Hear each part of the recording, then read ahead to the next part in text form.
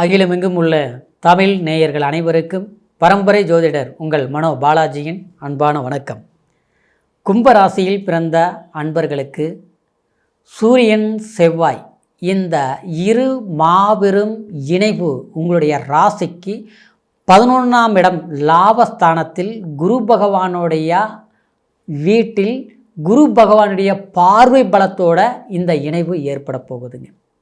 அப்போது இந்த காலகட்டம் கும்பராசிக்கு பிறந்த அன்பர்களுக்கு எப்பேற்பட்ட ஒரு அற்புதமான மாற்றங்கள், அது தொழில் சார்ந்த விஷயமாக இருக்கட்டும், குடும்பம் சார்ந்த விஷயங்களாக இருக்கட்டும், திருமணம் சார்ந்த விஷயங்களாக இருக்கட்டும், நட்பு அரவணைப்பு சந்தோஷம் சார்ந்த சில நல்ல விஷயங்கள் இந்த காலகட்டத்தில் நமக்கு எப்பேற்பட்ட பலன்கள் நடக்க போகுது, இந்த நவ கிரகங்கள் நமக்கு அள்ளி கொடுக்க போகிறாங்க அப்படிங்கிறத பற்றி தாங்க இந்த பதிவில் இப்போ நம்ம பார்க்க போகிறோம்ங்க.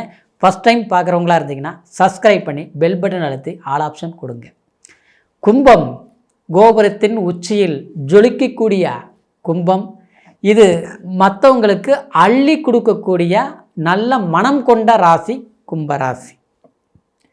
தன் திறமையால் தன்னுடைய சாதுர்த்தியால் ஒரு நல்ல பொசிஷனுக்கு உட்காரக்கூடிய ஒரு அமைப்பை கொண்ட ராசி இந்த கும்பராசி. கும்பராசியில் இங்கே பிறந்தவங்களை பார்த்தோம்னா யாருக்கு முன்னாலேயும் தலை வணங்க மாட்டீங்க.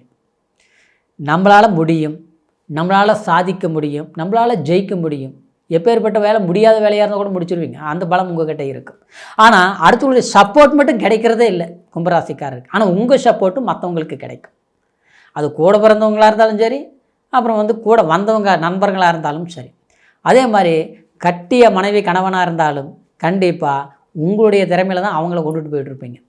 ஒரு பெண் ராசின்னு வச்சுக்கலாம் ஒரு வார்த்தைக்கு. அதாவது நீங்கள் ஒரு கணவராக இருந்தால் கூட அவர் நல்லா சம்பாதிப்பார், ஆனால் எல்லாம் இருந்தாலும் அவர் அது பொறுப்பு இருக்காது. சரிங்களா? அடுத்தவங்களுக்கு கொடுத்துட்டு வந்துடும். ஆனால் அதையெல்லாம் ஈக்குவல் பண்ணி சமாளித்து ஒரு ஆண் மாதிரி நீங்கள் வளம் வந்துட்டுருப்பீங்க. அதே மாதிரி ஒரு ஆணாக இருந்தீங்கன்னு வச்சிங்களேன், சில போராட்டங்கள் வீட்டில் இருந்தாலும் அது எல்லாமே வெளியில் காட்டிக்காமல் கௌரவமாக கொண்டுட்டு போயிட்டுருப்பேன். அந்த திறமை உங்கள்கிட்ட ரொம்ப ரொம்ப அதிகமாக இருக்குங்க. ஆனால் இந்த மாதிரி ஒரு திறமை கொண்ட ராசியாக இருந்தாலும் கடந்த காலத்தில் இந்த ஒரு வருஷம்லாம் சொல்ல வேண்டியதில்லை, அதுவும் இந்த ஒரு 3.5 வருஷமாகவே கிட்டத்தட்ட சில நெருக்கடிகளை நீங்கள் சமாளிச்சிட்டிங்க. மனக்குழப்பம், ஆரோக்கியம் சரியில்லை, நரம்பு சம்மந்தப்பட்ட பிரச்சனை, கை கால் வலி, அது மட்டும் கிடையாது, மருத்துவ செலவுகள் ஏதாவது ஒன்று பண்ணுற மாதிரியே சில சம்பவங்கள் ஏற்படும். அது உங்களுக்கு வருதோ இல்லையோ குடும்பத்தில் கண்டிப்பாக கொடுத்துருக்கும். எந்த மருத்துவம் நம்ம ஒரு பிரச்சனை பார்த்தாலும் இது சரியாச்சுங்கிற போது இன்னொரு பிரச்சனை ஆரம்பமாகும். அது ஒரு திடீர் செலவாக இருக்கும், இல்லை பக்கத்து வீட்டுக்காருக்கு ஒரு பிரச்சனை வந்தாலும் நீங்கள் தான் ஓடி போய் உதவி செய்கிற நிலைமை இருக்கும். நம்ம வீட்லேயோ ஒரு செலவு வந்தாலும் நம்ம இதை பண்ணியே ஆகணும், எதிர்பாராமல் இவ்வளோ பெரிய செலவு வந்துருச்சு அப்படின்னு நினச்சி பல்ல கடிச்சிட்டு கஷ்டப்பட்டு அடுத்தவங்ககிட்ட கடன் வாங்கியாவது நம்ம பிரச்சனைகளை தீர்க்கக்கூடிய ஒரு மனநிலையில் தான் வாழ்ந்துட்டுருப்பீங்க. இன்னொன்று பார்த்தோம்னா ஆரோக்கியத்தில் உங்களுக்கு சரியில்லை கொஞ்சம்.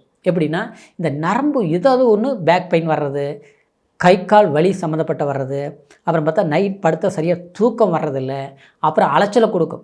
அதாவது பழமொழி சொல்லுவாங்க இல்லையா, அங்கே போகிறது இங்கே வர்றது எல்லாம் ஓடி ஆடி வேலை செய்கிறேன், ஆனால் பார்த்தா எந்த பிரயோஜனமும் இல்லைங்க, போன வேலை முடியல, 1 மணி நேரத்துக்கு முன்னால் போயிருந்தோம்னா வேலை முடிஞ்சிருக்கு அப்படின்னு போன பிறகு சொல்கிறாங்க. ஆனால் நான் இப்போ எப்போ பார்த்தாலும் எந்த நேரத்தை போனாலும் அந்த வேலை எதுவாக இருந்தாலும் நடக்க மாட்டேங்குது. அடுத்தவங்களுக்கு ஒரு வேலைங்கன்னா நாம் போனோம்னா ஓகேங்க, அருமையான முடியாத வேலைங்க முடிச்சு கொடுத்துட்டேங்க. ஒரு ரிஜிஸ்டர் ஆஃபீஸில் ஒரு பிரச்சனை, ஹாஸ்பிட்டலில் ஒரு பிரச்சனை, இல்லை ஒரு கலெக்டர் ஆஃபீஸில் ஒரு பிரச்சனை, ஸ்டேஷன்லேயே ஒரு பிரச்சனைனா கூட நீங்கள் போய் நின்னீங்கன்னா முடிச்சு கொடுத்துருவீங்க. அந்த திறமை உங்கள்கிட்ட இருக்குது. ஆனால் நமக்குன்னு ஒரு பிரச்சனையானத்தை முடிய மாட்டேங்குது.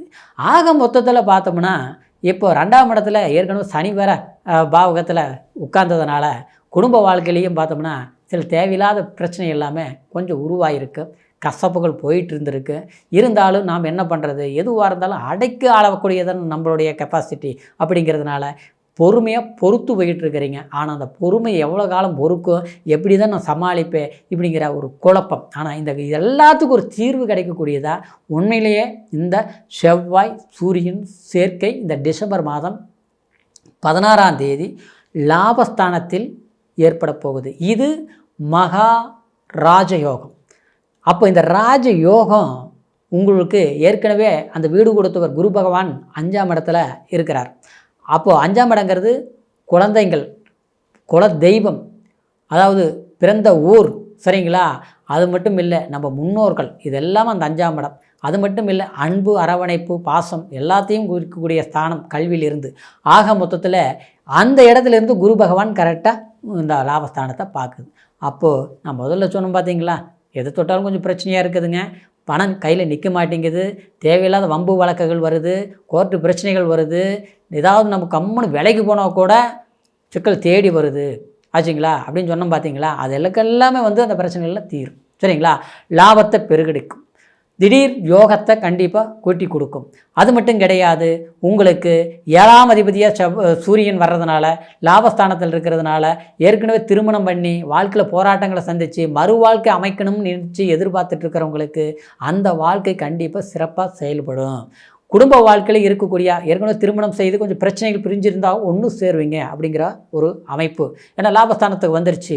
கணவனாக இருந்தாலும் அவர் நம்மளை புரிஞ்சிக்காமல் அவர் போக்கில் இருந்தார், என்னென்ன தெரியலைங்க, அதாவது அவர் ஒரு மனமாற்றம் ஆகுமா, இல்லை அவருக்கு உடம்பு சரியில்லை, ஆரோக்கியம் பாதிப்புகள் இருக்குது, அவர் கொஞ்சம் சரியாகுமா அப்படின்னு நினச்சி வருத்தப்படக்கூடியவங்களுக்கு கண்டிப்பாக இந்த காலகட்டத்தில் அவங்களுடைய பிரச்சனைகளும் தீரும், அவங்களுடைய மனக்கவலைகள் தீரக்கூடிய அளவுக்கு இந்த கிரக அமைப்புகள் சாதுர்த்தியமாக சக்ஸஸ் பண்ணும். இன்னொன்று பார்த்தோம்னா, உங்களுடைய ராசிக்கு 10ஆம் அதிபதி செவ்வாய் இருந்து லாபஸ்தானத்தில் இருக்கிறதுனால தொழில்னால மேன்மடைவீங்க.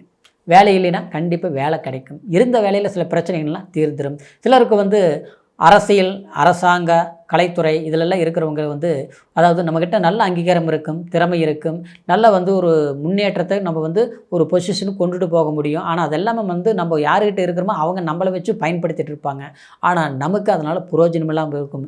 அந்த புரோஜனம் இல்லாதனால நமக்கு ஒரு கட்டத்தில் வெறுப்பாகி போச்சு. என்ன தான் நம்ம பாடுபட்டு என்ன கஷ்டப்பட்டு இன்றைக்கி அடுத்தவங்களை வாழ வைக்கிறத தவிர நமக்கு 10 பைசாவுக்கு புரோஜனம் இல்லாமல் போயிட்டு இருக்குது அப்படிங்கிற ஒரு வெறுப்பு இருக்கிறக்கூடியவங்களுக்கு கண்டிப்பாக இந்த காலகட்டத்தில் தொழிலில் வளர்ச்சி அடைவீங்க, புதிய முன்னேற்றம் கிடைக்கும்.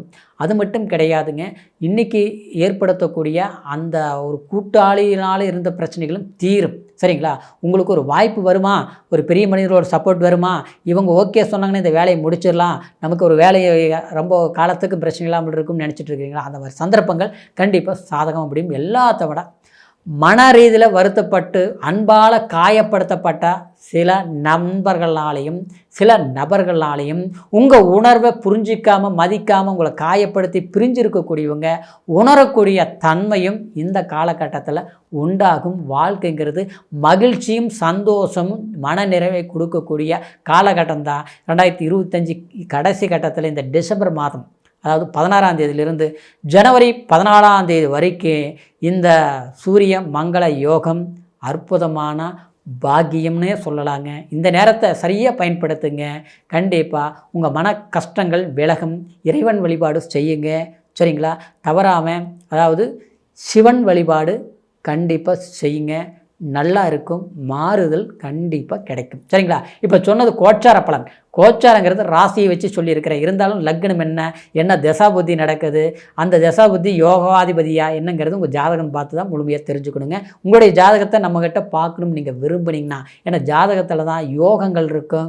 எந்த காலகட்டத்தில் எது செய்யலாம், எது செய்யக்கூடாது, எது சரியாகும், எது சரியாகாதுங்கிறது முழுமையான பலன்களை பிறப்பு ஜனன ஜாதகம் மூலம் தான் தெரிஞ்சுக்க முடியும். அதனால் உங்களுடைய ஜாதகத்தை நம்மக்கிட்ட பார்க்கணும் விரும்புனீங்கன்னா கீழே இருக்கிற நம்பருக்கு ஃபோன் பண்ணி உங்களுடைய date of birth, time, place மூணையும் தெரியப்படுத்தி பொறுமையான நேரத்தில் அருமையாக உங்களுடைய ஜாதக பலன்களை தெரிஞ்சுக்கிட்டு புதிய முயற்சி எடுங்க. அற்புதமான வாழ்க்கைங்கிற ஒரு வளர்ச்சி பாதையை நோக்கி பயணிப்பீங்க.